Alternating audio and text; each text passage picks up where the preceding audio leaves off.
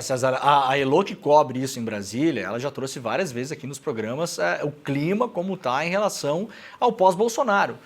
Debate-se muito na esquerda um pós-Lula, a gente mesmo aqui no ICL já fez um debate em relação a isso, seja um pós-Lula para o ano que vem ou seja um pós-Lula para depois de uma eventual reeleição, mas é um debate que está aberto, assim como se debate o pós-Bolsonaro. A questão do debate pós-Bolsonaro é que é um debate que começou na briga, né? É um debate onde está todo mundo se engalfinhando. Veja, você tem um problema do Bolsonaro com um baita de um julgamento que começa amanhã, que até onde a gente está vendo, tudo pode acontecer, né, César?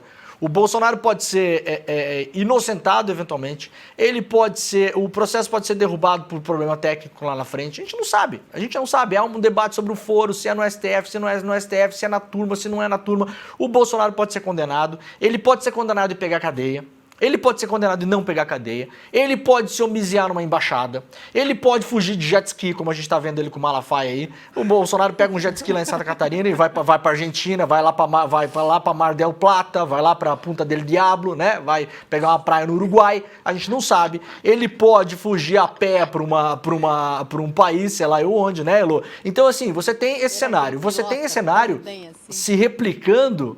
Ele não pilota bem jet ski, acho que é meio arriscado ele fugir de jet ski, o tubarão pode pegar o Bolsonaro. Deixa fugir. Ou aquela baleia, baleia que ele importunou. Vai, Jair. A baleia que ele importunou pode A baleia vai se vingar. Vai. Deus A tá baleia com vai você, se Jair. vingar. Se Deus tá Isso. com você, quem estará contra? Vai de jet ski, Jair. Foge, vai. Isso. Vai jet ski. Mas a gente vê esse racha aí, né, Lu? Agora, essa bancada evangélica, assim chamada bancada evangélica, a gente entrevistou o Tony de Paula aqui, né? Veja a importância da gente ouvir essas pessoas, eu repito, né? Algumas pessoas da nossa audiência falaram, mas pra que dar palco pra essas pessoas? Gente, o nosso trabalho é ouvir as pessoas. Eu já ouvi pessoas muito piores do que o Malafaia, já falei, inclusive, sobre isso, né, William?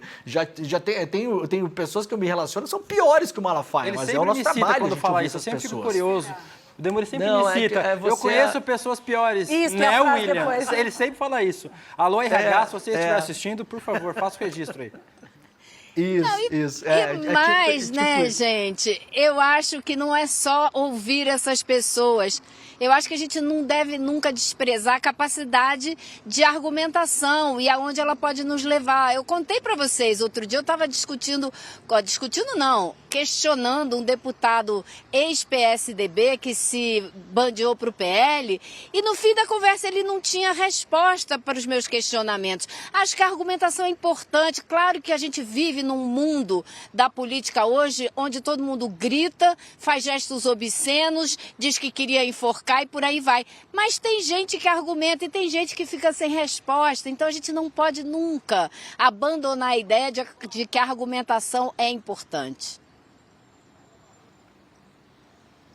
Você quer complementar, Demore? Não sei, eu acho que... Posso? Não, sim. Vai. Eu só queria ir daqui, eu quero só fazer um link com esse racha na bancada evangélica que você falou. Veja, a Elô já citou vários nomes, né? A gente tem agora de um lado o Malafaia com o Bolsonaro, do outro lado a gente já tem Crivella, o Tony de Paula, Damares. Veja como a coisa está caminhando, porque chega nesse ponto, né, Elô? Você tem o grande líder da extrema-direita inelegível. A partir de amanhã, muito possivelmente, a partir de quarta-feira, ele vai botar o pé nesse prédio que você está atrás aí como réu. Então você tem esse cara, na prática, inabilitado para a urna. E aí, Elô, nesse momento, você que acompanha muito o Congresso, você deve ver isso no dia a dia também, porque muitas vezes a gente está olhando de fora, a nossa audiência está olhando de fora, e acha que existem, assim, só 2 ou 3 interesses em cada bloco político, né? Então o interesse da direita é defender o Bolsonaro, é a anistia, não sei o quê. Mas você tem lá os interesses da Damares que ninguém tá vendo, lá dentro da política que ela faz no dia a dia, com os grupos de apoio dela, com as igrejas que apoiam ela, com os PLs que ela quer aprovar e eventualmente vai precisar desses parlamentares, vai precisar do Hugo Mota. Esses elogios da Damares, por exemplo, ao Hugo Mota, não são gratuitos, né? Assim, nesse momento de fragmentação da extrema-direita, os vários e múltiplos interesses pessoais e particulares de cada um desses personagens, eles afloram com muito mais intensidade, né?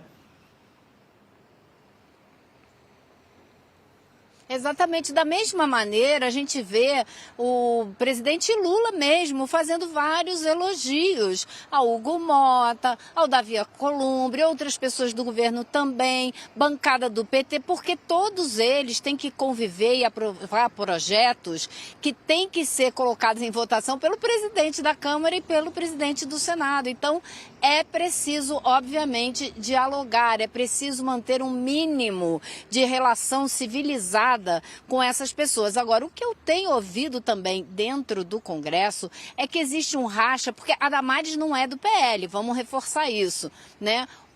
Ela é do Republicanos, partido do Marcos Pereira. E a gente ouve dentro do Congresso que dentro do próprio PL existe divisão. Já existem representantes do PL que não acham boa ideia ficar discutindo esse projeto de anistia. Ao mesmo tempo que os republicanos também não descartam um projeto de anistia. O próprio Crivella é autor de um projeto de anistia que foi incorporado a esse grande projeto de lei da anistia que reuniu textos de vários deputados. Então, eles não se colocam contra a anistia. O que eles estão dizendo é que o momento talvez não seja o melhor para discutir o tema, porque ninguém quer sair matando no peito que é contra essa ideia da anistia. Mas eu acho que à medida em que esse processo, que está apenas começando amanhã aqui no Supremo Tribunal Federal, avançar, né? Quanto mais todos os políticos que estão trabalhando ali do outro lado da rua no Congresso Nacional perceberem o tamanho do prejuízo, quero crer que muitos vão abandonar o barco do Bolsonaro. Até porque a saída do Eduardo para os Estados Unidos pegou muito mal aqui no Congresso. Mas pegou muito mal mesmo, essa fuga que agora está clara, que não foi feita de última hora, que foi pensada, que ele inscreveu as filhas na escola no ano passado, ou seja, tinha já toda uma ideia por trás dessa estadia prolongada nos Estados Unidos que não está sendo bem recebida aqui no Congresso.